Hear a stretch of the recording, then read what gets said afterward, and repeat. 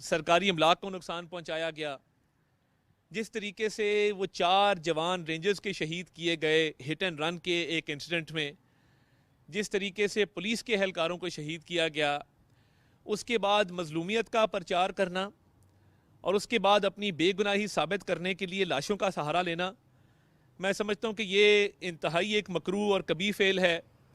और जिस तरीके से अली अमीन गंडापुर के साथ खैबर पख्तूनख्वा हुकूमत के जदीद असले से लेस सादा कपड़ों में पुलिस वाले और सिक्योरिटी एहलकार जो हैं वो हमरा थे, आंसू गैस के शेल, आंसू गैस फायर करने वाली जो गन्स थी वो इनके पास थी, और इसके साथ साथ इन्होंने जो पथराव किया, जो गुलेलों का इस्तेमाल किया, बंटों का इस्तेमाल किया, पुलिस वालों को इन्होंने शदीद तशद्दुद का निशाना बनाया। उसके बाद ये जो लाशों वाली बात इन्होंने शुरू की है, मैं समझता हूँ इंतहाई अफसोसनाक है। बग़ैर सबूत के, बग़ैर दलील के एक सोशल मीडिया का प्रोपेगेंडा शुरू कर देना और ये झूठ बोलना कि जी लाशें गिरी हैं, लोग मरे हैं। अभी थोड़ी देर पहले पोली क्लिनिक की इंतज़ामिया की तरफ से एक स्टेटमेंट आई है जिसमें उन्होंने कहा है कि यहाँ कोई लाशें नहीं आई। हालांकि व्हाट्सएप ग्रुप्स के अंदर और सोशल मीडिया प्लेटफॉर्म्स के ऊपर तहरीक इंसाफ वाले सुबह से ये इस चीज़ का प्रचार कर रहे थे कि जी लाशें गिरी हैं, ये देखें जी ये 2 डिसीज़्ड हैं, इसकी लिस्ट है। ये वाहिद सियासी जमात है जो लाशों की तलाश में रहती है, जो कोई लाश मिले तो कहते हैं जी हमारे लोग जो हैं वो शहीद किए गए हैं।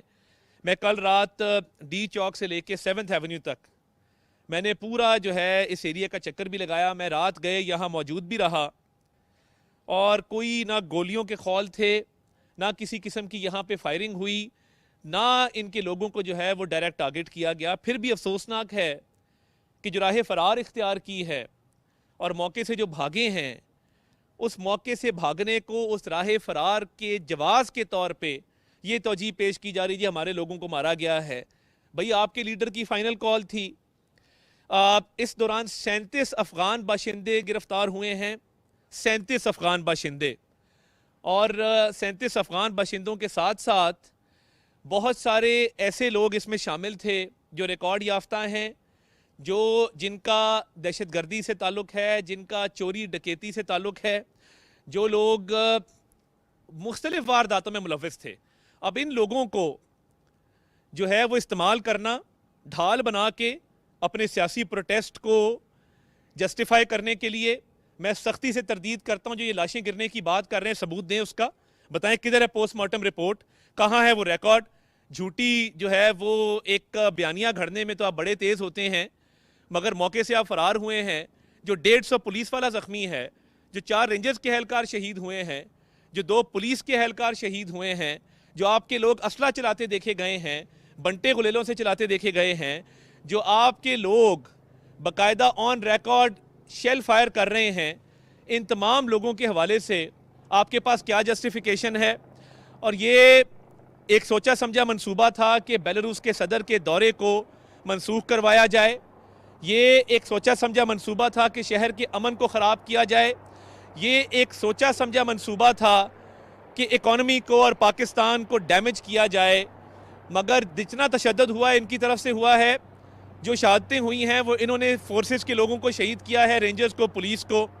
जो तशद्दुद के वाक़यात हैं वो सारे इनके लोग मुलव्वस पाए गए हैं। जो इनके लोग गिरफ्तार हैं, जिनसे इंटरोगेशन हो रही है, वो सब ये कह रहे हैं कि ये हमारे पास से ये चीज़ें बरामद हुई हैं। 37 अफगान बाशिंदे, 45 जो हैं वो हमने गन्स रिकवर की हैं। ग्रेनेड इनके पास थे, गन्स इनके पास थी, आंसू गैस चलाने वाली गन्स इनके पास थी, जदीद असला इनके पास था, और ये इस नीयत से आए थे कि अमन ख़राब करना है, हमला करना है। तो उसके बाद ये लाशों पे सियासत करके कहना कि जी हमारे लोगों पे गोलियां चलाई जा रही थी, हम भाग गए हैं। भागे आप इस वजह से हैं कि आपका मंसूबा नाकाम हुआ, आपका सियासी बयानिया नाकाम हुआ, आपके पास कोई जस्टिफिकेशन नहीं थी।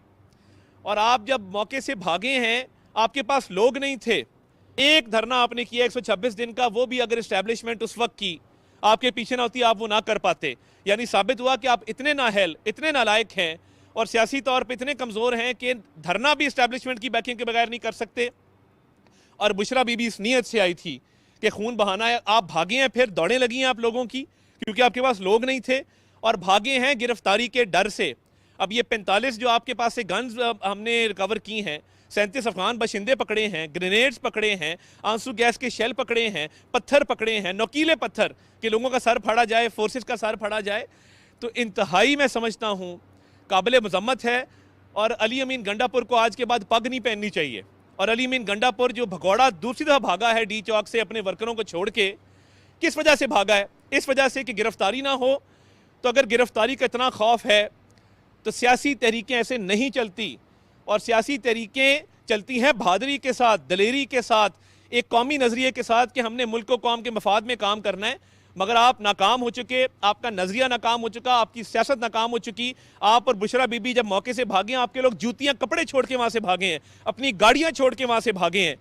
और ये जो लाशों वाली बात कर रहे हैं, ये आपको साबित करना होगा। हमने सीसीटीवी फुटेज दिखाई, आपने वो बयानिया बनाया कि जी वो जो रेंजर्स के एहलकार शहीद हुए अपनी गाड़ी की टक्कर से हुए। हमने वो बंदा पकड़ा है एबटाबाद से, सीसीटीवी फुटेज सामने आई है। अब लाशों का बयानिया चलाया जा रहा है, जी लाशें गिर रही थी, हम भागे हैं, सिर्फ अरेस्ट के खौफ से भागे। आपकी सियासी क़यादत किधर थी?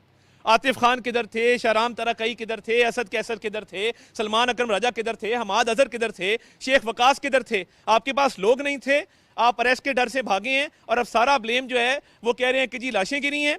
झूठ, मक्कारी, मुनाफकत, तशद्दुद की सियासत को लोगों ने रिजेक्ट किया है, आपकी कॉल को रिजेक्ट किया है। आइंदा आप जुर्रत नहीं करेंगे कि कौमी मफाद के खिलाफ आप इस्लामाबाद पे धावा बोलें। बहुत शुक्रिया।